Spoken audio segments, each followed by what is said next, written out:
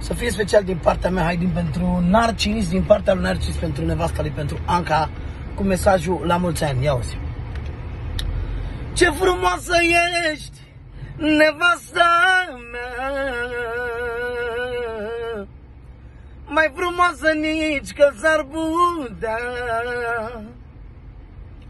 La mulți ani, nevasta mea, îți spun din toată inima. Știi bine că te iubesc și fără tine nu trăiesc. Că moare lumea, moare, că am nevastă de valoare. O, să audă toată lumea cât te iubesc, nevasta mea. Să moară lumea de necaz, te iubesc și nu te las. Of, la mulți ani, nevasta mea, îți spun din toată inima mea.